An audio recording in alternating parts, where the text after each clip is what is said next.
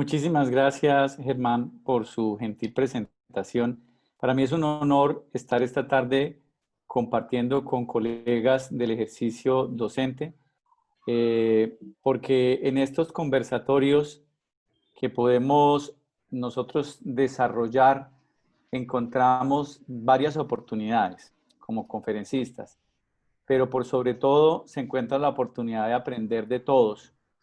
Y esta es una gran ventaja, quiero decirles, para mí como investigador, como profesor, es un placer siempre conversar con ustedes, con los profesores, con mis colegas, a quienes nos toca el contacto directo con nuestros estudiantes y como lo dice la canadiense Diana Laurillard, hacer de ese momento un momento verdaderamente agradable a través de una estrategia.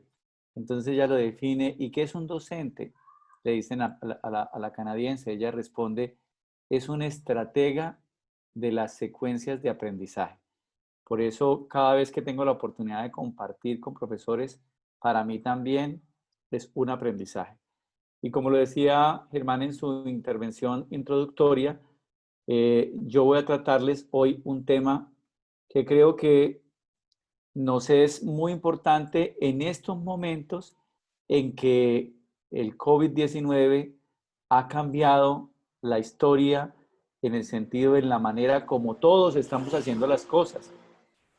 Eh, Quizás no en un salón de clases no hubieran escuchado ustedes la motocicleta que acabo de pasar por el lado de mi casa, porque pues los salones de clase se hacen en espacios aislados del ruido y quizás el ruido sea el del estudiante o la estudiante que grita, que habla, pero hoy nos toca abrir las puertas de las casas y esto nos implica hacer unos esfuerzos enormes y abrir las puertas de la casa para comenzar con estos medios a seguir educando.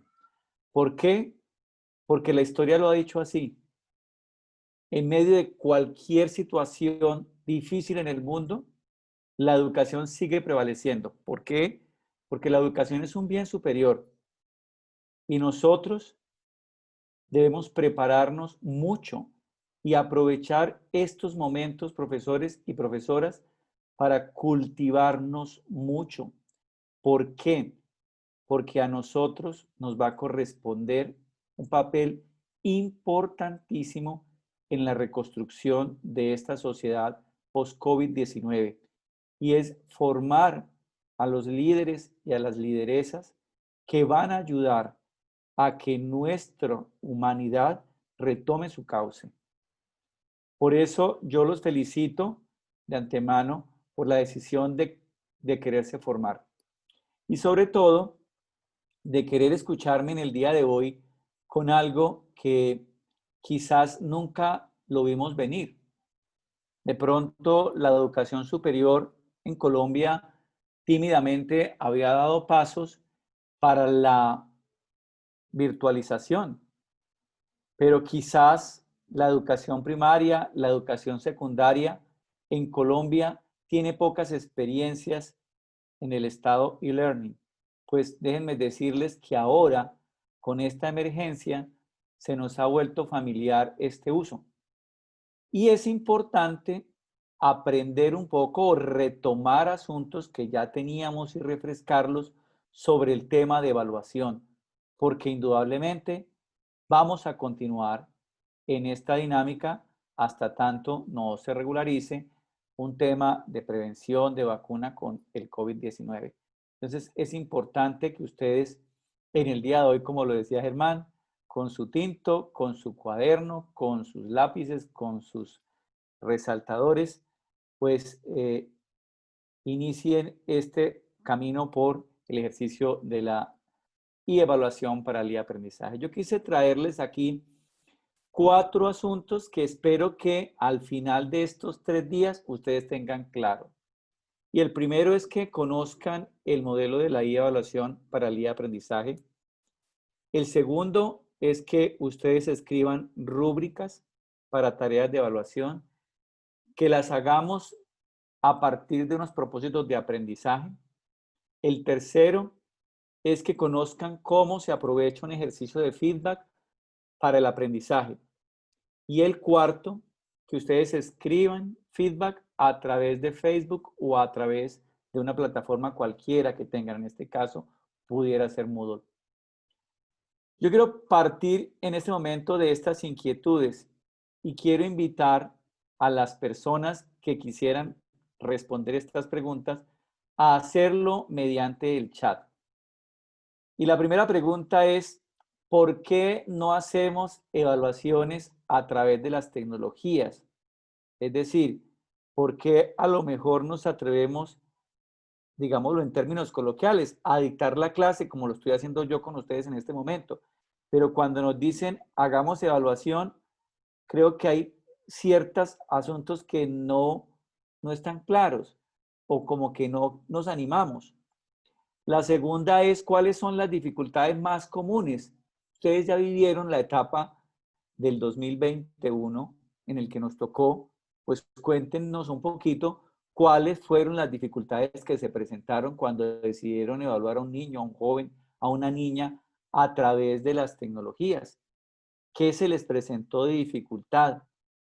Entonces, quienes quieran, les vamos a pedir el favor de que lo contesten en el chat de este, no sé, Germán, si ellos puedan tener contacto al chat o abrimos la oportunidad del micrófono, cómo podemos manejar esta dinámica inicial para poder entrar en calor y saber un poco lo que tenemos de presaber con respecto a esta temática. Entonces, no sé cómo podemos hacerlo, si lo hacemos a través del chat, cómo recomienda Germán o a través de los micrófonos.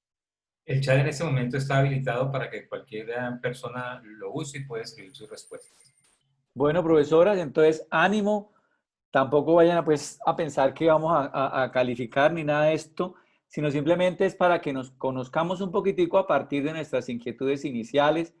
Esto tiene que ver mucho con las teorías de la construcción social del conocimiento y del constructivismo, y es que yo pueda partir un poco de sus necesidades para hacer mucho más enriquecedor el encuentro y poder brindarles una mejor ayuda.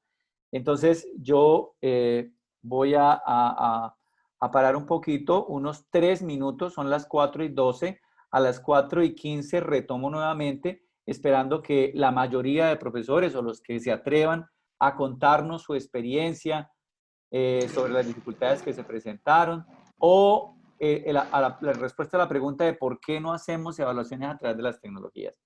Entonces, profesores, en este momento el balón está en su cancha. Un minutico, yo voy a comenzar a leer las preguntas. Para mí es muy importante poder leerlas y que pues todos conozcamos las expectativas, las experiencias que se tienen de este ejercicio de la evaluación a través de las tecnologías. Entonces, Carlos Blandón, tal vez por falta de conocimientos. María Nazaret Martínez, porque no todos tienen equipos ni conectividad, está refiriéndose a los estudiantes. Eduardo Casanova González, no se hacen evaluaciones con uso de las tecnologías porque dudamos de la certeza de sus resultados. Carlos Blandón, muchas veces las dificultades más delicadas son la conectividad. Marta Janet Meneses, el uso de Internet es limitado según la zona. Elkin Márquez Helves, he tenido la oportunidad de realizar evaluaciones a través de la tecnología. Carlos Blandón dice que no tenemos la certeza de la forma de realizarlas y que realmente sean eficaces y efectivas. María Fernanda nos dice la dificultad de la conectividad, el uso de los recursos por parte de los estudiantes. Delis Mirley nos dice que el desconocimiento del proceso también porque no se garantiza el 100% de la lealtad al momento de contestar. La mayor dificultad es que no todos tengan la conectividad y el reto es que realmente la forma de evaluar pueda ser equitativa tanto para aquellos que se pueden conectar y que sean parte de las mismas para los que no se pueden conectar. Piedad Jaime García nos dice el poco dominio de las tecnologías, tanto de los estudiantes como de los docentes, dificulta un poco la evaluación. Teresa Mendoza, en mi caso, la señal para conexión a Internet es muy mala o nula, también por falta de equipos de cómputo. Marta Puerto nos dice, considero que no se hace evaluación a través de las tecnologías porque como docentes tenemos muchas deficiencias en el uso de las herramientas. María Fernanda, la credibilidad de las respuestas de los estudiantes a la hora de realizar las actividades o las evaluaciones, nos dice Luz Dari, en la institución donde laboro la conectividad es limitada y los estudiantes que tienen acceso a internet en casa son muy pocos. Por otra parte, nos dice Elkin Helves, la dificultad se presentó fue que los estudiantes y padres de familia en muchas ocasiones culpan los medios y aparatos tecnológicos para la no consecución de los resultados. Edgar Contreras nos dice que la confianza, la credibilidad y la honestidad de los estudiantes hacia la prueba. Hugo Maldonado, no se hacen evaluaciones a través de las tecnologías por desconocimiento de las plataformas y los sistemas que así lo facilitan. La dificultad en la conectividad de los estudiantes y equipos de cómputo, el acceso a las tecnologías no es universal en los colegios públicos, esta brecha hace más notable todavía en las veredas, en las zonas rurales. Teresa Mendoza, falta de dominio de los temas de interés, el problema de acceso a los estudiantes está generando que los estudiantes nos cambien las reglas de juego y creo que están manipulando las situaciones de aprendizaje. Gracias, Johnny, por su aporte. Emilce Jaime nos dice porque apenas se está formalizando la oportunidad para realizar actividades académicas a través de este medio y por lo general existe muy poco conocimiento y certeza de los resultados. Rudy Guerra, la evaluación se debe dar no solo de manera sumativa ni memorística, sino más a mano de lograr que haga la transferencia de conocimiento, porque el acceso a la información es más fácil, pero lo que se hace con esta y cómo se aplica hace la diferencia, por ello es más de tipo formativa. Juliana, la falta de conectividad. Silvia también dice la falta de conectividad, Omaira también. Hugo Maldonado, el manejo de los códigos. Nubia, hay diferentes formas de evaluar. Creo que si hacemos aún con dificultades de conectividad utilizando herramientas, buscamos estrategias de conocer lo que los estudiantes han podido adquirir mediante el contacto que tenemos con ellos. Raúl, todos los estudiantes no cuentan con los mismos recursos. Luz Dari, creo que también la falta de familiarizarnos con las herramientas tecnológicas. Eduardo Casanova, porque también de manera errada se asume la evaluación como el fin del proceso. Qué bien, qué buena respuesta. Marta Puerto, la mayor dificultad que se presenta para evaluar a través de estos medios es que no creemos en las capacidades de los estudiantes. Wow, interesante. Carmenza nos dice, considero que la razón por la cual no hacemos evaluaciones a través de las tecnologías sencillamente es por la falta de certeza en el uso y la aplicación de las mismas. Juan Emilio, si se evalúa por competencia resultaría factible, pero si es por contenidos y responder sobre datos o definiciones o aspecto memorístico, la tecnología es la gran aliada para los estudiantes, pero no para el aprendizaje autónomo. Qué bien. Claudia Rocío, por la falta de manejo de las herramientas. Juliana, por falta de conocimiento de las herramientas.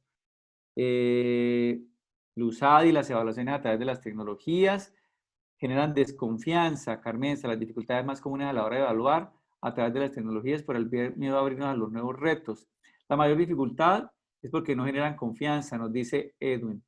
Y Marta, bueno, nos acaba de saludar, como Doris, Carlos y Rosales Andri cierran diciendo, la verdad es que la mayor dificultad, aunque nos duela como docentes, es que vivimos en un mundo donde los chicos son nativos digitales. Es decir, como decimos coloquialmente, vienen con el chip digital y nosotros siempre estamos marginados de las TIC y además somos migrantes, inmigrantes, que a veces nos dificulta acoplarnos a ella. Gracias por la respuesta, Carlos, tiene mucha razón. Rosales nos dice, lo primero es la conectividad de los estudiantes y acceso a los medios tecnológicos y por otra, la capacitación de nosotros. Muchas gracias a todos por esas interesantes respuestas. Creo que lo hemos vivido todos de la misma manera. En algunas oportunidades, todos con dificultades de conectividad por las plataformas, en otras por falta de conocimiento, que fue la mayoría de las respuestas, en otras por asuntos socioculturales, donde se ubican aquellos que dijeron, yo dudo, no sé, la eficiencia, quién sabe eso si sea realmente válido, qué tal que de pronto no, o ya, o los que dijeron realmente es que nosotros no la conocemos, o sea, no tenemos, digamos que no tenemos el acceso a la información o no hemos podido preocuparnos un poco de esto y yo creo que el botón del cierre fue la respuesta de nuestro último compañero. Somos migrantes digitales, pero por sobre todo quiero decirles algo. somos expertos en la transposición didáctica. Si hay algo que define a un docente, es el ejercicio de hacer un discurso entendible para otros. Entonces, hoy el reto está aquí. El reto es en tratar de usar estas tecnologías. Y yo siempre les digo, miren, tranquilos, ¿quién sabe a quién enviar un correo electrónico? Y todos dicen, sí, yo. ¿Y quién sabe adjuntar un correo electrónico perdón, un archivo a un correo electrónico? Dicen todos, no, yo también. Entonces, conclusión, ya tienen el conocimiento básico para manejar las tecnologías y para que esas tecnologías les ayuden a desarrollar ese proceso que ustedes quieren con los estudiantes. Yo quisiera plantear la división de la discusión en tecnología y pedagogía. Y al final encontraremos entre todos la conclusión, bueno, ¿qué es tecnología o pedagogía? Porque ahí hubo respuestas de todo tipo, tanto en la parte tecnológica como en la que corresponde a la pedagogía. Y la verdad es que lo dice Routers desde 1987, profesores. Si nosotros queremos descubrir la verdad sobre un sistema educativo, lo primero que es mirar los sistemas de evaluación.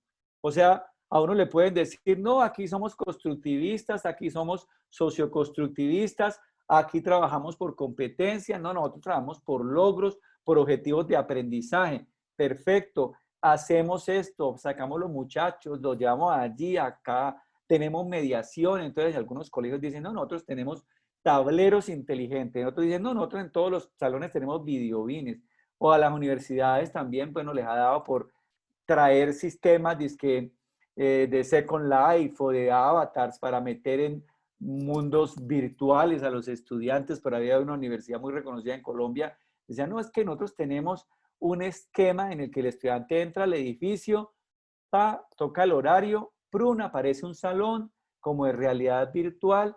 ¡Wow! ¡Qué cosa tan impresionante! ¿Cómo evalúas? No, se les hace un test. ¡Wow! Eso sí que es más inquietante. O sea, cuando uno quiere mirar la realidad de un sistema educativo, profesores y profesoras, no duden. Digan, vamos a ver cómo estamos evaluando. ¿Cómo evaluamos en ese sistema? Y ahí sí diga, ah, caramba, esto definitivamente es conductista, con un ropaje ahí es que constructivismo, pero es conductismo, ¿no es cierto? ¿Por qué? Porque la evaluación se convierte en un asunto de control. Vamos a hacer un acuerdo sobre la evaluación, porque evidentemente yo vi muchas posturas de la evaluación allí en las respuestas, y es que los principios de la evaluación se aplican para diferentes modalidades de manera distinta. O sea, yo no puedo venirme con el esquema de la clase, a ver, todos en fila, me hagan el favor, dejan aquí el maletín, los celulares todos sobre esta mesa, siéntense derechos pues, ninguno puede voltear a mirar, solamente les voy a dejar sacar lápiz, sacapuntas y borrador, todo lo demás aquí al frente, se sientan, hacen la fila y usted comienza a pasear por entre las filas como en esquema de vigilancia, ¿no es cierto? Entonces usted dice, oiga, ¿yo cómo voy a hacer eso en la virtualidad? Ah, ok, entonces algunas universidades y colegios también se han inventado, ¿no? Que usted se presenta y muestra que usted es Richard Caicedo, mira, aquí está mi cédula, la voltean, la fecha y todo. Usted se alza a favor y se queda ahí quietico y durante 45 minutos va a responder. No se puede mover ni levantar de la silla donde usted está sentado. Hágame el favor, tenemos aquí toda una cámara y el profesor está así en esquema de vigilante en el salón de cámaras y entonces usted está así parado mirando que nadie se mueva de ese punto. Y tampoco puede salirse de la pantalla porque el sistema está aquí asado. Bueno, yo no tengo problema, eso es un tipo de evaluación. Pero realmente es la que permite aprender. Ahí está la primera inquietud que yo les quiero dejar. Las formas de hacer seguimiento pues son distintas en cada modalidad. O sea, el hecho de encontrarnos en un salón tiene una diferencia enorme al hecho de encontrarnos en un salón virtual. La evaluación articulada con la didáctica de las clases es una fórmula que hoy cobra cada día más vigencia. Esos sistemas en los que usted tiene que al final de un bimestre, de un corte, de un cuatrimestre, de un periodo en general, va a hacer pruebas, va a hacer evaluaciones. Bueno, ¿Serán efectivos? ¿Sí darán cuenta de un proceso? Yo no he visto a ningún niño que caiga a la barriga de la mamá y de una vez camine. Eso no lo he visto yo. Y yo creo que el humano todo tiene que pasar por un proceso. Primero gatea, luego se para, tumba las porcelanas y luego a caminar. Y el aprendizaje es igual. Entonces yo me pregunto, y eso de sentarlos y aquí en estos 45 minutos y solo en este tiempo será efectivo? Cada vez yo, como investigador de ese tema, me cuestiono más sobre esa forma de evaluar. Entonces quisiera presentar las diferentes formas de evaluación. En la evaluación se consiguen dos paradigmas que yo presento aquí en este slide que ustedes están viendo ahorita, y es el del control. Entonces, en ese donde se ubican los profesores que, bueno, yo no tengo certeza de si eso que están haciendo allí realmente es eficiente, porque yo tengo que controlar, o sea, yo tengo que saber, tengo que estar presente, tengo que, y tengo, ¿verdad? Y el aprendizaje también tiene un papel enorme ahí, y no solo la acreditación, sino la evolución del aprendizaje, ¿no es cierto? Hay otra evaluación que es la de tipo pedagógico. ¿Y cuál es esa? La que orienta, la que parte de un diagnóstico, de un pronóstico, la que crea un ambiente escolar para que realmente se desarrolle un proceso de aprendizaje, la que genera un afianzamiento, la que hace que la evaluación sea para los individuos y no para las masas, ¿cierto? La que motiva la autorregulación y la que prepara a los estudiantes para aprender a lo largo de la vida. Una evaluación hoy tiene más que un propósito de acreditación, de un conocimiento, de un objetivo, de un logro, de una competencia. Una evaluación prepara a las personas para aprender a lo largo de la vida.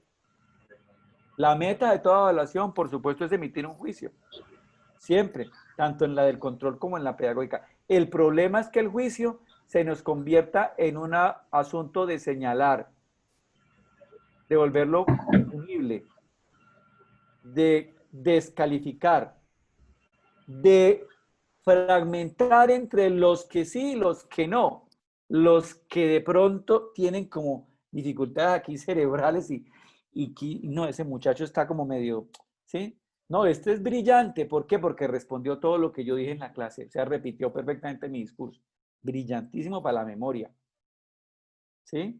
Pero operaciones como la lógica, como el pensamiento crítico, que tanto nos están mandando las cumbres mundiales de educación, en donde los niños, niñas y adolescentes y los muchachos adultos en las universidades o adultos jóvenes, pues tienen la oportunidad de desarrollar realmente lo cognitivo para lograrlo.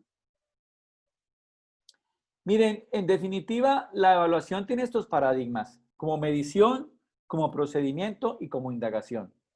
Como medición es el enfoque conductual, está ubicado en un test. O sea, yo hago un test y le pregunto al estudiante y el estudiante me lo responde, yo lo califico, sacó 1, sacó 10, sacó 5, yo igual continúo y aquí vamos porque es que el tema me está apurando y esto me está cogiendo la noche. Que aprenda o no aprenda no interesa. Usted sacó 1, usted verá qué hace.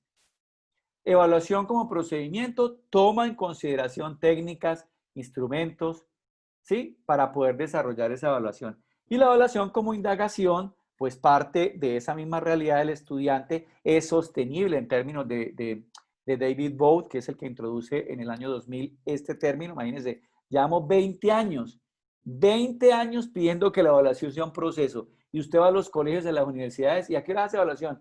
No, es que hay cortes, no, es que hay periodos de evaluación. Y entonces todos los muchachos muertos de miedo en la casa y todos afanados porque es que ya mañana tienen el previo y los de las universidades pelean porque los 2 previos no queden el mismo día y que ojalá no queden sino 3 previos en la... Y ahora se inventaron todo ese cuento de las recuperaciones y todo ese asunto no, que entonces presentemos supletorio, que llaman en la universidad. Es una barbaridad, o sea, realmente eso pasa porque la evaluación no es sostenida, sino en un momento, ¿verdad? Estos son los paradigmas. Aquí, pues le quiero decir algo que lo dice Gibbs en un discurso bellísimo que se lo recomiendo leer. Gibbs en este discurso hace un prólogo muy bonito y dice, oiga, un estudiante español llegó de una universidad inglesa, fue a hacer la pasantía y volvió. Llegó feliz.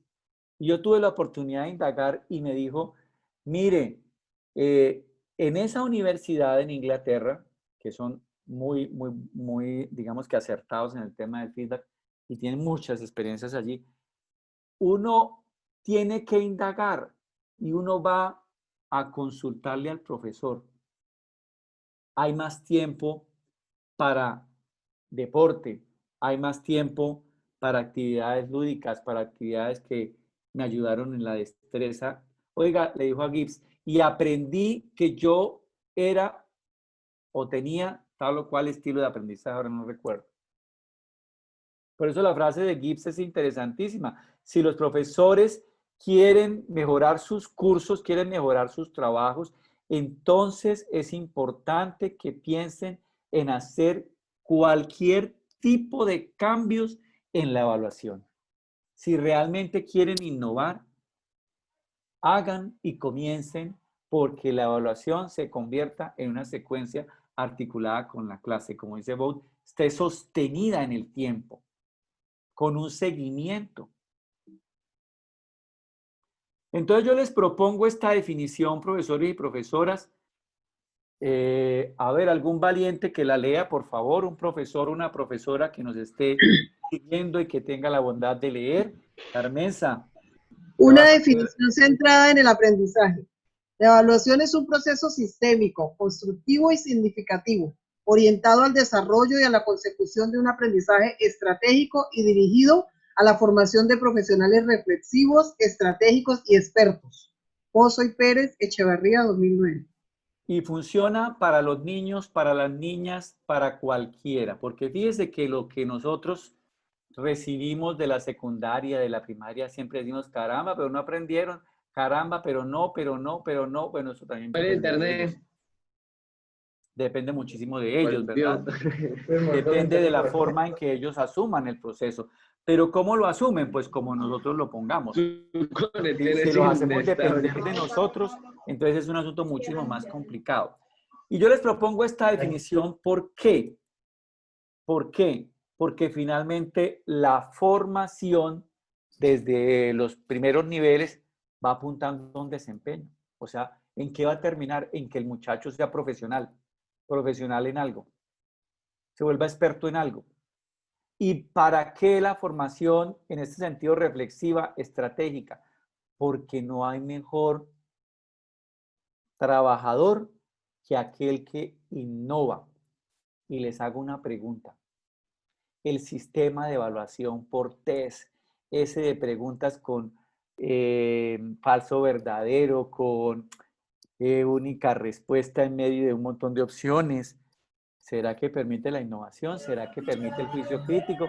Todas las misiones de las instituciones de educación superior dice, nosotros formamos integralmente personas para transformar las sociedades. Casi todas lo dicen. Y uno se queda pensando, bueno, ¿y en qué consistirá lo integral? ¿Realmente están buscando la formación de un buen ser humano y un experto? ¿O un estudiante que tenga las bases para llegar a? ¿Sí?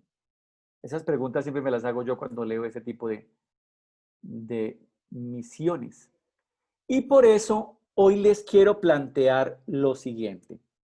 Charlie Brown es una investigadora inglesa que tiene un libro que les recomiendo muchísimo, se llama Innovative Assessment. Y ese libro presenta unos capítulos con prácticas en el mundo de cómo cambiar la evaluación. Porque lo primero que hoy quiero proponerles antes de hablar de tecnología es necesitamos cambiar las formas de evaluar.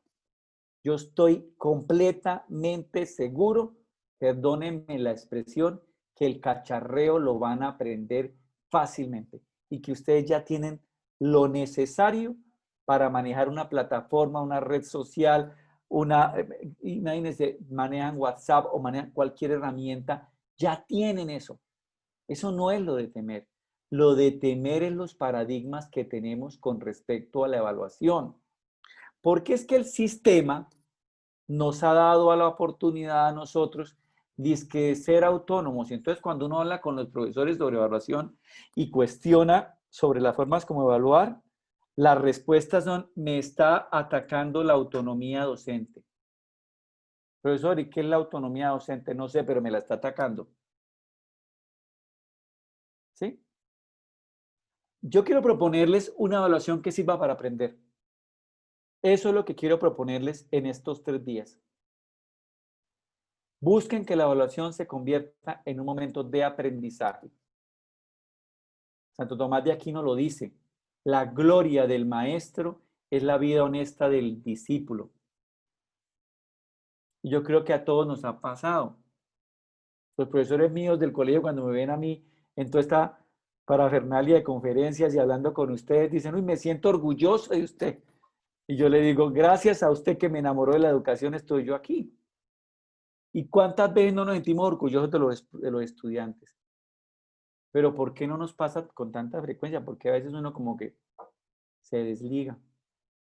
Necesitamos que la evaluación sea un momento de aprendizaje de profesores porque necesitamos que los estudiantes se vayan de las aulas de clase, de los niveles del bachillerato, de la primaria, con aprender a hacer juicios valorativos. Niños, niñas, adolescentes, jóvenes necesitan hacer juicios valorativos para su vida y para el futuro desempeño profesional. La evaluación debe servir al aprendizaje del estudiante, dice Brown. La evaluación debe ser adecuada a los propósitos de formación. No podemos andar evaluando, como lo dijo alguien por allí, únicamente por contenidos en la memoria. Pues es que ese es el saber y el saber hacer y el saber ser. Y donde evaluamos las competencias blandas, el trabajo en equipo, la facilidad de expresión, el liderazgo. Eso que los convierte a veces y que los hace que los empleen. Nunca se les evalúa, pero ellos, bueno, lo van desarrollando. La evaluación debe tener una serie de actividades deliberadas y secuenciadas. Actividades, por favor, no momentos. Actividades, porque así podemos considerar que hay un logro progresivo, que hay un logro que se puede medir. Qué lindo es verlos. A mí me fascina dar esta serie de conferencias con profesoras de primero porque me inquieta mucho preguntarles cómo ven usted al niño cuando llega y que tímidamente trae alguna base de escritura y de lectura y luego sale de tu curso leyendo. Y la cantidad de experiencias que viven son hermosas. Esta Laurillar que les cuento, la canadiense, algún día en una conferencia yo con ella decía, las mejores prácticas de las didácticas están, así lo llaman en Canadá, en las jardineras, o sea, en las personas que cuidan niños pequeñitos o las profesoras de los primeros niveles. ¿Por qué? Porque se enfrentan al mundo de lo desconocido de los niños y les entregan una serie de cosas para que ellos conozcan y esos niños absorben como esponjitas. Poco a poco se va acabando ese amor. Y ya uno a veces en la clase quisiera que esta clase se acabe rápido, que gente tan cansona. Pero hay que tratar de lograr esa estrategia de la innovación. La evaluación debe ser dialógica y debe ser auténtica. Entonces, comencemos con el primero de los presupuestos de Brown. Debe servir al estudiante. Miren, qué importante es tener evaluación a través de tareas desafiantes. Felicitaciones a los profesores que ponen a los niños tareas en las que hoy en día involucran el entorno de sus familias.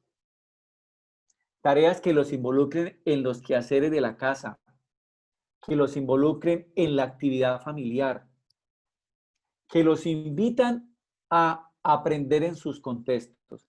Felicitaciones a los profesores que retan a sus estudiantes de bachillerato con problemas que les traen para hacer que se den cuenta a los estudiantes que lo que aprenden no es únicamente para que el profesor les ponga 10 o 5, sino es para resolver algo. Es tan bello ver esas realidades. Yo tuve la oportunidad de ser becario del gobierno de Israel y estuve 4 meses viviendo en Jerusalén y conocí el sistema educativo y es un asunto bien bonito ver cómo los niños en los grados superiores, en colegios artísticos, se vuelven los mejores pintores, se vuelven los mejores bailarines, se vuelven los mejores intérpretes de instrumentos, los mejores cantantes, pero también en colegios técnicos donde los chicos ya en 11 o en 13 que salen de allá pueden programar un robot, pueden solucionar un problema. Se les ve esa carita de alegría cuando ellos llegan a encontrar ese resultado. Desafiantes. La evaluación debe integrarse al proceso de aprendizaje. Mire, mi recomendación para todos ustedes, si quieren utilizar las tecnologías para evaluar, no dejen la evaluación para el final. Utilicen las tecnologías todo el tiempo en el desarrollo de la evaluación. Hagan interacción con sus estudiantes, intégrenlos en los procesos, hagan que el estudiante participe en las actividades, procuren espacios en los que él o ella desarrollen la autoevaluación, la reflexión del propio aprendizaje. Esto cuesta muchísimo. Yo trabajo en una institución donde pusimos esto hace poco y qué cosa más complicada. Los profesores querían meterse en la autoevaluación. No es que yo soy el que doy los parámetros y después de que el estudiante se autoevalúe, entonces yo cojo la autoevaluación y digo sí o no. Imagínense meterse en una cosa de esa. Esos son los miedos de soltar el control de la evaluación. Cuando no ponemos a los estudiantes a participar, porque no. Es que imagínense, si un estudiante en la nota límite de 5, entonces se pondría 6, dice un profesor. No, miren, la oportunidad de desarrollar las prácticas de autoevaluación les va a permitir a ellos entrar en un entorno reflexivo que los invitará a tener un juicio valorativo sobre su forma de aprender y se hacen muy conscientes. Yo manejo en la institución donde trabajo un centro que ayuda a los estudiantes con problemas cognitivos y el primero de ellos es por no reconocer los estilos de aprendizaje. Cuando el estudiante reconoce los estilos de aprendizaje, decimos los profesores, vuelan. Y es así, porque descubre cómo aprende y se le hace más fácil el camino. Y eso hace que el estudiante tenga una introspección, es decir, que desarrolle procesos metacognitivos. Miren, esto del feed forward, ¿qué significa? Dar feedback, pero esperar respuesta. Entonces yo conozco casos en los que los estudiantes dan feedback, ¿verdad? Los profesores dan feedback. Pero no se hace nada con el feedback. Entonces el feedback se convierte en un ejercicio de letra muerta, no sirve. Los estudiantes deben conocer los criterios que se utilizarán para la evaluación, por eso íbamos a hacer ese ejercicio. Creo que es uno de los grandes pecados que tenemos, nosotros calificamos por caras y no me digan que no. Es que este molesta, es que este no molesta, es que este asiste a clase. Mentira que ese nunca vino, yo no sé ni por qué puso 5 en la autoevaluación, yo nunca lo vi en clase, nunca habló, nunca participó. Eso es calificar por caras. Los estudiantes deben participar de manera activa en la evaluación. Deben tener cierto nivel de control. Las tareas de evaluación deben responder a propósitos de formación y alinearse con propuestas de resultados de aprendizaje. La evaluación debe usarse para evaluar las estrategias en cómo usted logró el proceso de aprendizaje, mis queridos profesores. O sea, si después de que hagamos una evaluación el 95% se rajó, como dicen usualmente los profesores, pues aquí tenemos un problema de docencia complicado, no me digan que no. El problema no es de aprendizaje, que el 95% hayan perdido. El problema es de formulación de la evaluación o hay un problema de transposición didáctica. La evaluación se debe ajustar a los propósitos de formación, segundo principio de Brown. ¿Y qué significa eso? Partir desde los objetivos de aprendizaje. Esto es muy importante, que nosotros partamos desde esos objetivos. ¿Por qué? Porque se planifica la evaluación de una manera articulada. Generar desde la primera entrega un clima de confianza. Mire, no hay cosa más complicada y es que el estudiante pierda la confianza en el profesor que evalúa. ¿Cuándo pierde la confianza? Cuando el profesor le cambia las reglas del juego de la evaluación para acomodar algo que no quedó bien. Pero que no le quedó bien, ¿a quién? No al profesor, no al estudiante, que no le quedó bien al profesor. No, y pues madre, se me olvidó tal cosa. No, cambiémosle esto. Eso genera desconfianza. Y un clima de desconfianza es difícil de levantar. Incluir momentos de evaluación para que el estudiante haga reflexión, para que valore las competencias blandas, utilicen o felicitaciones, mejor dicho, porque sé que algunos de ustedes lo hacen, a los que utilizan portafolios. Otro principio de Brown, la evaluación debe contener una serie de actividades deliberadas. Y aquí vamos a tener un poquito más para hablar de algo. Mire, si nos basamos en el principio de Bow 2000, en el cual plantea que la evaluación sea sostenible, progresiva, para que haya oportunidades de progreso, para que haya oportunidades de reflexión. Óiganme, pensar esto sin procedimiento es imposible. Y hacemos a veces, y lo hacemos. Yo sé que ustedes son expertos en planear la clase. Cada uno de ustedes se levanta y dice, bueno, hoy tengo clase de tal, y habrán organizado la clase, o el día anterior la ha organizado, y organiza los momentos de la clase. Asimismo, hay que organizar los momentos de evaluación progresivamente. Nosotros a veces nos quejamos de que no nos pagan los tiempos para cuando hacemos la preparación de clase ni para cuando hacemos la evaluación. Pues imagínense, yo siempre suelo usar este mismo ejemplo, pero los profesores de inglés, cada clase llevan un quiz. ¿Es necesario? ¿Es necesario que hagan una cosa de esas? ¿Qué necesidad hay? Y lo mismo les pregunto a ustedes. ¿Qué necesidad hay de hacer una práctica de esas? ¿Ven? Menos es más. Y ahorita vamos a hablar de eso. Hablamos del procedimiento porque el procedimiento de evaluación nos permite a nosotros que la evaluación tenga unas tareas específicas. Que la evaluación se desarrolle en un proceso en el que se valore el nivel de adquisición de los logros, de las competencias, de los objetivos. Aquí Ibarra y Rodríguez me están ayudando. Les recomiendo muchísimo este grupo de investigación en la Universidad de Cádiz. Se llama el grupo Eval4. Excelente. Tienen un libro en español muy lindo que se titula como mi conferencia del día de hoy, la evaluación para el día de aprendizaje. ¿Y qué dicen ellos? Miren, los resultados de aprendizaje que se evalúan a través de logros, competencias, objetivos, como sea. Yo suelo hablar de propósitos de información para no engramparme con esos términos que son casi todos lo mismo.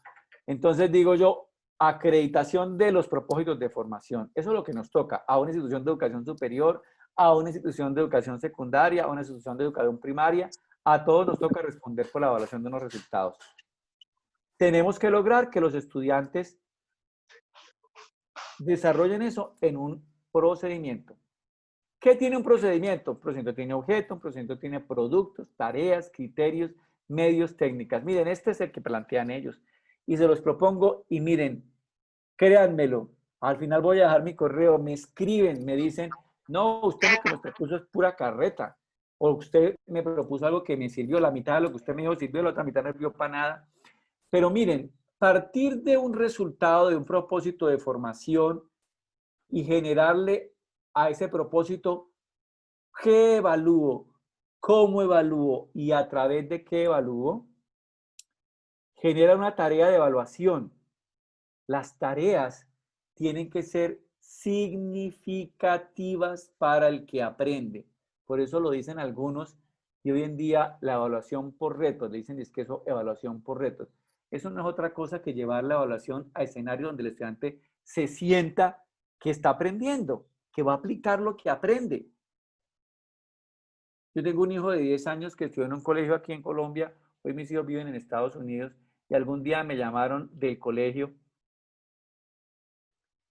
Tenía un problema tenaz, lo ha tenido con la religión, yo no sé ni por qué, pero él algún día le dijeron que él tenía que escribir algo para Dios. Esa era la propuesta de formación o la evaluación del profesor de religión. Y estaban indignados en el colegio, que era un colegio católico. Cero, no escribió nada. Alejandro, ¿por qué no escribiste nada? Yo no conozco a ese señor, ¿yo qué lo voy a escribir? Un señor que no conozco, papá. Fíjense lo que estamos proponiendo para evaluar. Es que escríbale a Dios. Bueno, los que son creyentes, fantástico. Un niño de 7 años tenía en ese entonces. ¿Ok? Y yo sé que puede ser el propósito del profesor de religión.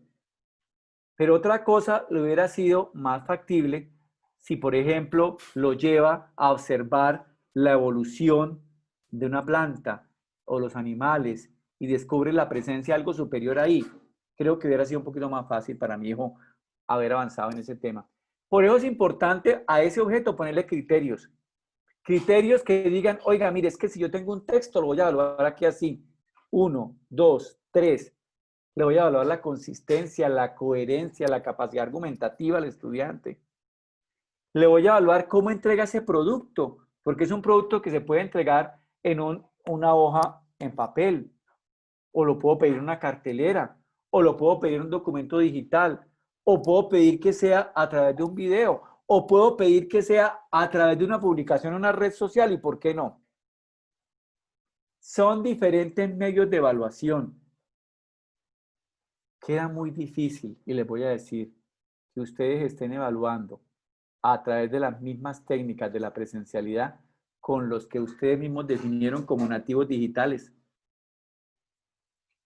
Ese ejercicio, déjenme decirles que les cuesta mucho trabajo, porque ellos utilizan las redes para interactuar. Bueno, yo también voy a tomar cafecito porque ustedes solos no, yo también. Y aquí es muy importante lo de los instrumentos. Y lo de los instrumentos, ¿por qué? Porque nos dan objetividad a la evaluación. Yo les voy a proponer un feedback. Ahora más tarde o mañana les hablaré del feedback dialógico de la propuesta de David Carles, de David Bowes, de Nichols. Bueno, hay muchos que hablan de esto. Pero por sobre todo quiero proponerles algo. Innoven en la evaluación. Permítanles que participen. Los nativos digitales interactúan a través de los medios digitales. No hagan del ejercicio de la evaluación un ejercicio similar al de la clase. Punitivo, leguleyo, miedoso. Freire dice, oiga, ¿usted quiere saber dónde tienen más miedo los profesores? Mírelo cuando evalúa. Les recomiendo el librito, se llama Cartas para quien quiere enseñar. Es un librito pequeñito, hermoso, en donde de verdad que uno a veces como que se va identificando con algunos capítulos del libro. ¿Qué es el objeto? El fin. ¿Qué voy a evaluar? ¿Qué me permitirá evidenciar la evaluación? Algunos tenemos el problema de, le voy a evaluar este contenido. ¿Qué es eso? O sea, usted no está preparando para que recite nadie. La recitación, no. Evalúe para el desarrollo de una competencia, un propósito de formación, un logro, un objetivo. Sea congruente con su propuesta. Es importante que sea congruente.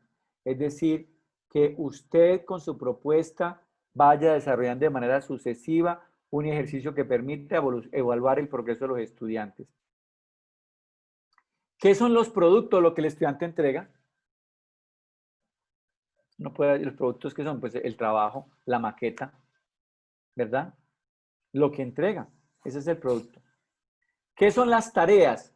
Pues lo que propone usted, que grabe un video, que escriba un texto, que pinte un dibujo, que haga un mapa conceptual, que aplique un concepto, que resuelva. ¿Sí? Necesitamos tareas que involucren el entorno de los estudiantes. Y yo creo que ustedes ya conocen al amigo Vygotsky, que nos habla de cuando el estudiante puede compartir con los otros, se enciende la zona proximal y comienza a aprender más y mejor. Tareas en entornos significativos. Invitación especial para los profesores universitarios que me están escuchando. En entorno significativo para el estudiante universitario es aquel que lo acerca derecho a la profesión, que lo hace sentir que ya es contador, que lo hace sentir que ya es arquitecto, que lo hace sentir que ya es administrador, ¿no es cierto? actividades que orienten a la autorregulación. Miren, es importantísimo, profesores, por favor, es importantísimo. Tenemos un escenario de colegios en los que, digamos que la regulación es muy estricta y de repente pasan a las universidades y allá nosotros ni siquiera nos importa si vinieron o no vinieron. Eso es problema de ellos. Entonces pasan de un escenario a otro de una manera brusca. La autorregulación, por favor, formen en eso. Eso hace parte también de las tareas de evaluación. La evaluación debe estar diseñada a través de tareas auténticas. Por favor, para los profesores de las universidades, que lo lleven a situaciones del entorno profesional. Por favor, profesores de los colegios de los niños, que lo lleven a esos entornos de la lúdica, del juego, que les permita resolver. Llévenlos al aprendizaje a través del juego. Evalúenles a través de un juego. Profesores de colegios de bachillerato, por favor, evalúen a los estudiantes con sus realidades más circundantes. A nosotros nos toca una tarea muy difícil, los profesores, y es que nosotros debemos entender el lenguaje que comunica la gente que nos está oyendo, porque ahí es donde comienzan las dificultades. Entonces, adéntrense un poco en el entorno de los jóvenes, conozcan la antropología de los muchachos, desarrollen tareas realistas que requieran juicios de innovación, que requiera que el estudiante se alegre cuando dice, wow, funcionó, dice el niño, mi sobrino Simón dice, tío, funcionó. Pidan a los estudiantes que construyan conocimiento, que lleven ellos, digan, mire, yo logré esta conclusión, que lo digan. Por favor, evalúen las competencias duras y las blandas. Yo sé que muchos de los colegios los hacen, pero dudo mucho de que esto se haga en las universidades. Proporcionen oportunidades de ensayar, de practicar, de equivocarse, de refinar el producto. ¿Para qué entregan un feedback, una retroalimentación? Fulanito le quedó bien. ¿Y qué me quedó bien? Todo. ¿Y qué debo mejorar? Nada. ¿Y qué le quedó bien? Nada. ¿Y qué debo mejorar? Todo. ¿Eso qué retroalimentación es? O sea, no queda bien. Criterios de evaluación, y aquí ya voy cerrando un poco para adentrarnos ahora en el momento de las preguntas y un ejercicio que les quiero proponer. Miren, cuando uno tiene un criterio, tiene un principio. Y ese principio lo va a llevar a todo lo que le entreguen los muchachos, los niños, las niñas. Sin importar que es Pedrito, que es María la más juiciosa, la que me trae manzanas, que es María, la hija de la profesora que está en el otro grado, que es Pedrito, que es el hijo del magistrado cuando estamos en las clases de derecho, que es María o Estelita, que es la hija de la vecina, o fulanita, que es la insoportable. Entonces, ese principio me aleja de toda esta subjetividad. El criterio va a medir una actuación, va a medir una actividad, va a medir un proceso, un producto. Se considera el elemento transversal del procedimiento de la evaluación. Para Ibarra Saiz, estos son los requisitos que debe cumplir un criterio. Primero, que permite evaluar el grado de adquisición de la competencia, del logro, es decir, el propósito de aprendizaje. Ser coherentes con esos propósitos de aprendizaje. Dar especificaciones de los descriptores. Estar reflejados en los instrumentos de evaluación que representen el buen desempeño. Los medios, técnicas e instrumentos. Los medios son las pruebas o evidencias que nos sirven para recabar la información. Las técnicas son las estrategias que utiliza el evaluador para recoger la información, entrevista, técnica de grupo focal, trabajo escrito. Siempre hacemos lo mismo, un test para todos. Y los instrumentos son las herramientas que el evaluador utiliza para sistematizar, ojo con este término, sistematizar la valoración a partir de sus propios criterios. Y hoy les quiero hablar de la rúbrica. La rúbrica también se conoce como matriz de evaluación. Es un instrumento que facilita el ejercicio de valoración. Nos permite la evaluación del grado o atributo de un cumplimiento, ¿cierto? tiene la posibilidad de asignar una puntuación numérica, porque indudablemente tenemos los sistemas que evalúan de manera numérica, otros con letras. Unos dicen, no, es que evaluamos cualitativamente. ¿Y por qué no? Porque le ponemos aceptado o rechazado o excelente. Eso no es evaluación cualitativa. Eso es una evaluación que se determina a través de unos conceptos, pero es igual que la sumativa. Finalmente es un concepto excelente, aprobó o no aprobó, 1, 2, 3, 4, 5, 10. Eso es una evaluación sumativa. Entonces la rúbrica nos permite eso, nos permite que dentro del sistema que sea, demos una puntuación, demos un número, demos una letra. Los descriptores que tiene la rúbrica facilitan la retroalimentación del estudiante. Y aquí yo les presento una rúbrica, esto está, yo lo traje, la verdad no tengo mucha idea de cómo califican en los colegios hoy en día, pero lo traje así, de 9 a 10, y si fuera para el caso de la universidad, lo ponemos de 0 a 5. Pero lo más importante de aquí no es la nota, no es cuánto pongamos en este rango o en este otro, lo más importante es el aprendizaje y usted lo va a poder definir a través de los descriptores. Entonces tenemos en la primera columna los criterios, ¿no es cierto? Los criterios que establecen qué vamos a evaluar, los indicadores de esos criterios que van a desarticularlos y van a permitir que usted vaya progresivamente mirando la consecución del logro. Los niveles, podemos tener a excelente, alto, medio, bajo. Bueno, esto en algunos casos se ponen hasta regular, menos bajo, menos. Eso es una cantidad de cosas ahí. Que me pregunten a mí, pues yo estoy de acuerdo con eso. Yo les digo, mire, lo más importante es establecer claro lo que va aquí. Esto que estoy señalando aquí con el cursor, los descriptores. Entonces, ¿qué es un indicador? Son enunciados que dan los indicios, las pistas, las conductas, comportamientos y señales observables del desempeño de los estudiantes. ¿Qué son esos niveles de dominio? Pues esto que yo les decía aquí, ¿cierto? En donde se ubica el estudiante. Enunciados que describen la acción del sujeto, que debe cumplir o no cumplir en cada nivel. Estos deben ser consistentes entre sí, mientras que los anteriores deben ser coherentes con los objetivos de aprendizaje, propósitos de evaluación, competencias, logros, lo que sea. Aquí está una competencia, un criterio, un indicador. Entonces, escribe textos argumentativos claros, coherentes y rigurosos para presentar sus escritos académicos. Criterio, coherencia y significatividad de ideas destacadas en el ensayo. Indicadores de ese criterio. Las ideas relacionadas en el ensayo son significativas. Ofrece un análisis de la información y establece relaciones coherentes entre los temas tratados. El segundo criterio dice claridad y rigor. Fíjense, estos dos criterios de aquí, tienen que ver con la competencia. Si ustedes miran, coherencia, mírenla aquí. Claridad, mírenlo aquí. Rigurosidad para aprender significatividad de las ideas. Y mírenla en los indicadores.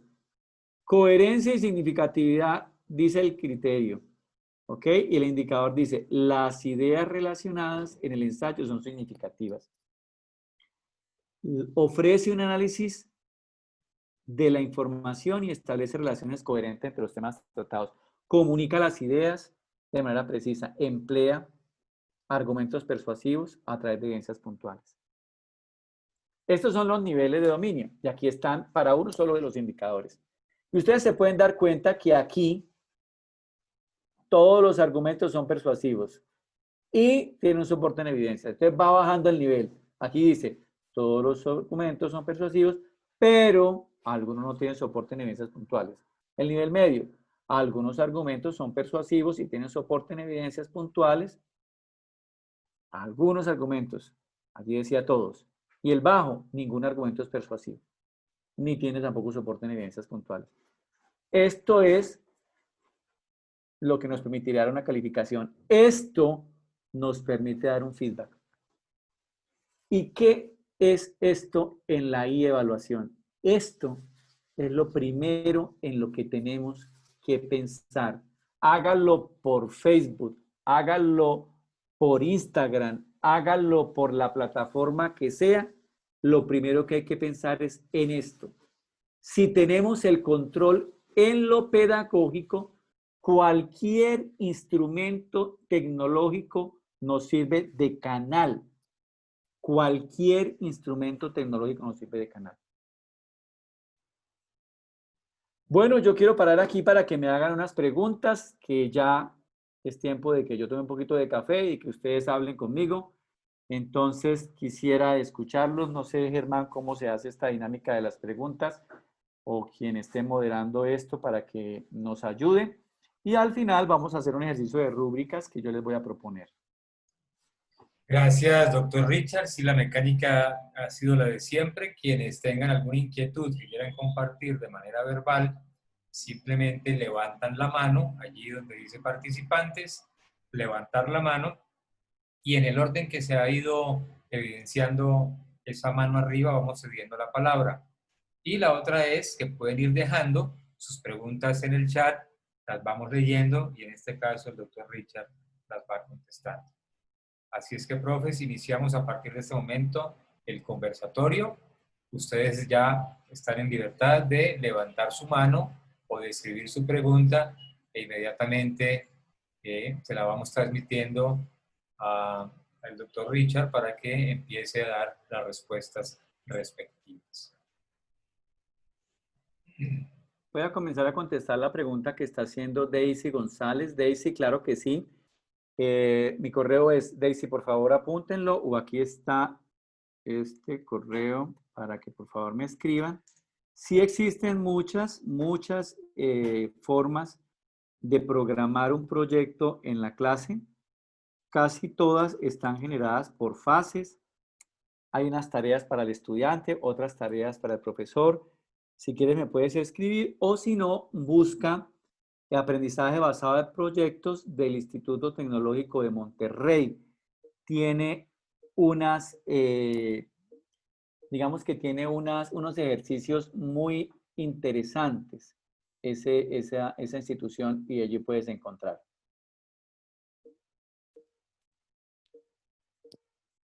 Bien, tenemos una pregunta, bueno, que es la que estaba hablando hace un momento. He escuchado el aprendizaje por proyectos.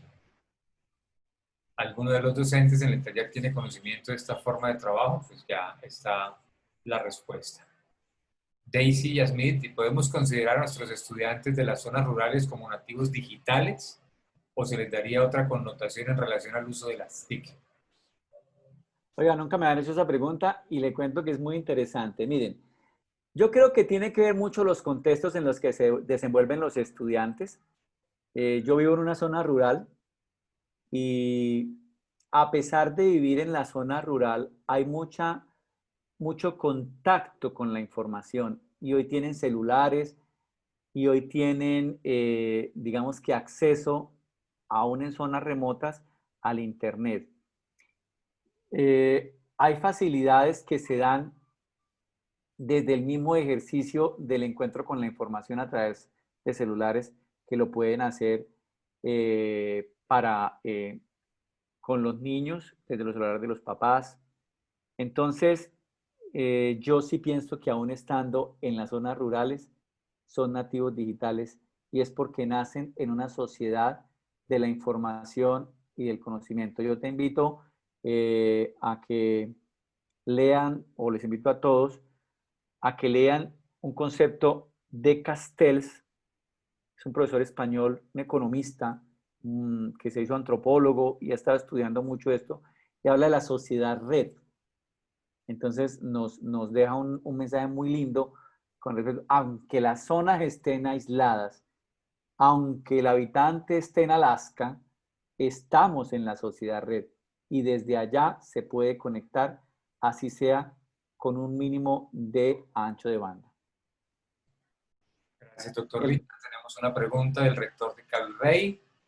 Dice, ¿qué paralelo se puede hacer entre la evaluación diagnóstica formativa que hace el MEN a los docentes, 1278, y la evaluación formativa que el mismo docente hace en clase a sus estudiantes? En que la evaluación que hace el 1278 es de desempeño, y es un diagnóstico del ejercicio del formador. Y la evaluación, cuando hablamos de que es formativa, es aquella que es sostenible, progresiva y que permite la valoración no solo en un momento, sino que se hace de manera sistemática. Entonces, una cosa es evaluar el desempeño de un profesional, en este caso del docente, y otra cosa es evaluar el aprendizaje de un estudiante. Ahí está, querido rector, la diferencia. Muchas gracias. Claudia Alexandra pregunta, buenas tardes. Mi pregunta es, ¿cuál es la principal diferencia entre aprendizaje basado en proyectos y el aprendizaje basado en problemas? ¿Y cuál es más efectiva para trabajar con los estudiantes de básica secundaria? Claudia, muy interesante su pregunta y le agradezco enormemente que la haya formulado porque nos va a servir a todos este ejercicio que voy a hacer de respuesta. Las didácticas se aplican según la naturaleza de los cursos. ¿Y a qué me refiero con eso?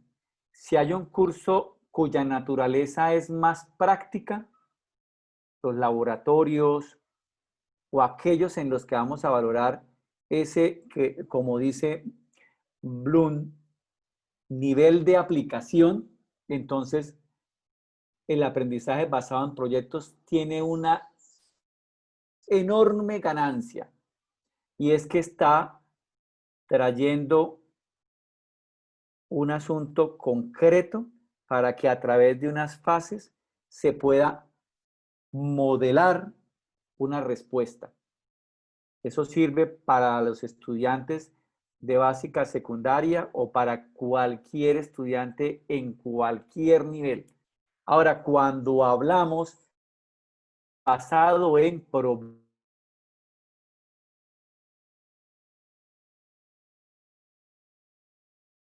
pregunta Germán, que en ciencias sociales, ¿cuál sería la mejor elección?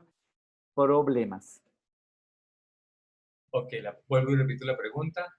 Buenas tardes, mi pregunta es ¿cuál es la principal diferencia entre aprendizaje basado en proyectos y el aprendizaje basado en problemas? ¿Y cuál es la más efectiva para trabajar con los estudiantes de básica secundaria? Ok, vuelvo a dar la respuesta porque no sé si de pronto es que no hubo conectividad en el momento en que la di. ¿Es así? Sí, se nos cayó la conexión. Ok, perfecto, perfecto. Muchísimas gracias. Y lo pueden escribir allí cuantas veces quieran porque ustedes saben que en esto de la interacción con los medios hay problemas de ires y venires. Entonces yo les estaba diciendo ahora, le decía a Claudia que le agradecía por esa pregunta, porque mi respuesta a esa pregunta es que las didácticas se aplican dependiendo de la naturaleza de los cursos. Entonces, si yo tengo un curso donde voy a llevar a los estudiantes, como dice mi amigo Bloom, al segundo nivel de la escala de construcción del conocimiento, que es el nivel de aplicación, proyectos es el ideal. Pero, y aquí creo que hay una preguntita más abajo de Claudia, que en ciencias sociales, ¿cuál sería la mejor opción? La mejor opción en ciencias sociales es problemas. ¿Por qué? Porque la forma en que se desarrolla el análisis de un problema está mucho más cercano a la naturaleza del aprendizaje de las ciencias sociales. Gracias, doctor Richard. Tenemos otra pregunta aquí. ¿Cuál es la diferencia entre la evaluación y la prueba? Pues es que la prueba es, digamos que el medio, como yo voy a realizarla. Puede ser prueba escrita, prueba oral, puede ser prueba, el test. La prueba es lo que usted prepara para llegar a, que hoy en día no debe ser únicamente esa, valga de una vez la cuña, sino que es importante que ustedes tengan esas habilidades de usar diferentes medios para poderlo lograr. La evaluación es la forma concreta en que se acredita el logro de un propósito de formación. La evaluación tiene un juicio valorativo. Y lo que hoy estamos proponiendo era que la evaluación se volviera un momento de aprendizaje. Coger ese juicio valorativo y a partir de ese juicio valorativo desarrollar una propuesta de mejora. Eso es lo que deberíamos hacer con los estudiantes. Entonces, evaluar es diferente a la prueba porque la prueba es como lo decía el procedimiento, el medio con el cual yo hago la evaluación. Carlos Blandón nos pregunta cómo se puede aplicar los portafolios de evidencias para evaluar competencias. Pues mire, Carlos, desde el esquema de procedimiento, usted puede, cuando dé las instrucciones de la manera como va a entregar el estudiante esas evidencias, determinar la forma en las que va a evaluar. ¿Qué es muy importante o qué le recomiendo yo a usted para que eso no se le convierta en un trabajo interminable? Que las evidencias que valore realmente estén apuntando al logro, al objetivo, a la competencia. Porque un portafolio pues muestra todo un ejercicio consecutivo y ahí es donde está el problema. Que a veces valoramos todo y entonces hay un desgaste del profesor y cuando los grupos son tan numerosos, por eso cuando usted presente las instrucciones del portafolio, presente los criterios de las evidencias del portafolio que va a valorar y diga cuáles son. Esa es mi respuesta. Muchas gracias, doctor Richard. Tenemos por acá otra pregunta. ¿Aló? Fabiola Anaya, ¿qué debe contener un boletín para informar a los padres la evolución del aprendizaje de los niños? Qué linda pregunta. Debe contener, uno, y que de pronto me estás preguntando lo que mañana voy a decirlo. Esto que voy a decir no es mío, esto es de Teresa Walsh y de una profesora española, ahora se me olvidó el nombre, y dice, debe contener un feedback correctivo, es decir, en lo que el niño no obtuvo el resultado. Debe contener un feedback sugestivo, es decir, un mensaje para que los papás y las familias se comprometan a ayudar al niño en el logro de esta situación que no alcanzó. Y debe contener también lo que alcanzó, lo que hizo bien, la fortaleza. Debe, por último, contener la forma en que tú como profesor le vas a decir al papá que se implique en el aprendizaje de su hijo, que se llama feedback epistémico. Entonces, correctivo, sugestivo y epistémico en la teoría de Teresa Walsh. Les recuerdo a nuestros queridos profesores y profesoras que nos están acompañando en este momento que si alguno de ustedes quiere intervenir de manera verbal, va allí al link de participantes, levantar la mano e inmediatamente les habilitamos el micrófono para que procedan con su intervención. Elkin Márquez pregunta, en el aprendizaje basado en retos o problemas, es fundamental la motivación de los educandos y la constante interacción en la investigación y el aprendizaje. ¿Qué se sugiere para lograr esa motivación en ellos y a su vez el interés por el descubrir nuevos conocimientos para este momento difícil cuando se carece de conectividad en un gran número de la población escolar? Wow, es muy bonita la pregunta. Porque mire, lo primero que quiero decirle a usted, el profesor que preguntó esto, es que el reto sea realmente significativo según la edad en la que usted está proponiendo la actividad. Ustedes saben que los niveles del conocimiento también vienen asociados, o el nivel cognitivo también viene asociado al crecimiento. Entonces, es importante que sea retante y que sea significativo para el niño, para que se involucre. Y segundo, profesor, la simpleza del hogar. No tener conexión es un problema para lo referido a Vygotsky con la zona proximal, eso es cierto. Pero no tener conexión no es impedimento para que se describa un procedimiento en el que un niño, entonces cuando usted dice reto, que el reto sea para el niño de esa edad que usted está planteando, porque de esa manera se interesa. Y usted lo mantiene entretenido, y cuando utilizo la palabra entretenido, para lo que usted está planteando, porque es una difícil situación la que tenemos, pero el niño, el juego, lo que tiene en la casa, la relación con otros lo entretiene. Entonces, es mi respuesta, que realmente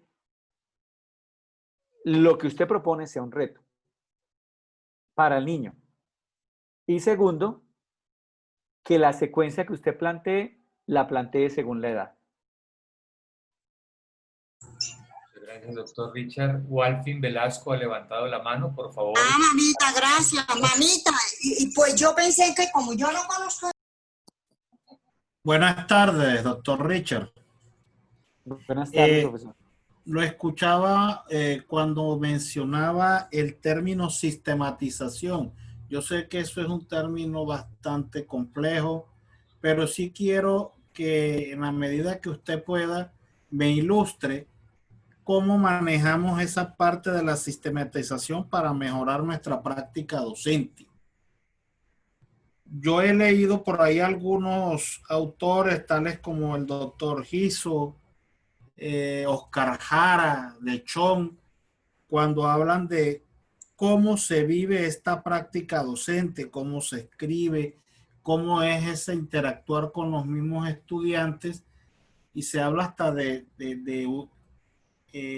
la verdad que el estudiante debería llevar como especie de un manual, de un libreto, y nosotros mismos también como maestros estar prestos a cómo entiende el estudiante y qué dificultades tiene. Como usted muy bien lo decía al principio de la charla, nos comentaba, si el estudiante, si todo un grupo, el 90-95% le fue mal en la evaluación, tenemos que revisar nosotros cómo es la forma de que estamos enseñando, qué problema tenemos para mejorar nuestra práctica docente, y es como volver y reescribir y repensar a dónde tenemos que ir, a dónde tenemos que migrar, porque ahora, como usted bien lo anotaba, los nativos están sabiendo mucho más que nosotros y tenemos que buscar la forma de igualarnos para mejorar ese pensamiento crítico que queremos imprimirle a cada uno de nuestros estudiantes.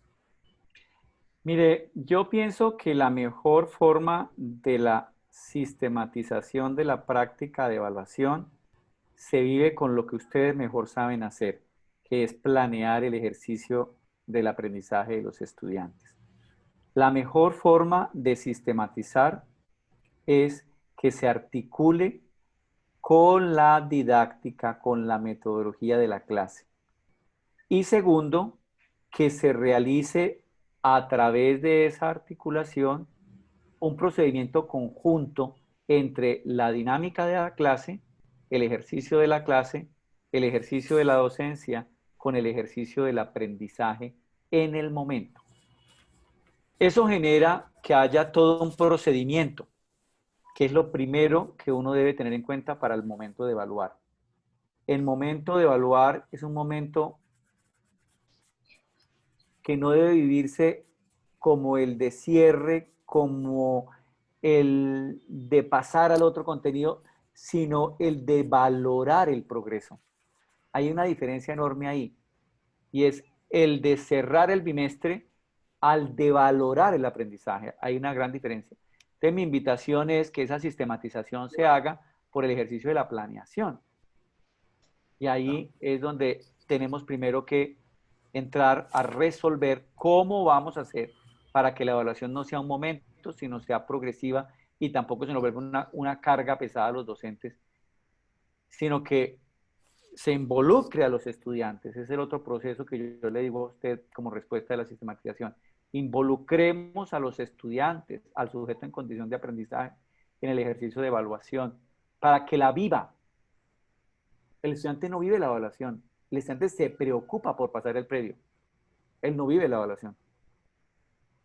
O sea, en el estudiante no hay la preocupación por aprender al momento de evaluarse.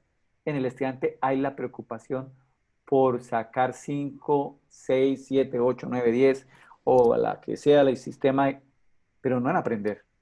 Entonces, estamos fallando en la evaluación. Y en ese sentido, La sistematización de la que yo hablo es que se ordene el proceso de acuerdo a la misma dinámica de la clase y no que se aísle de la dinámica de la clase y se quede al final del momento.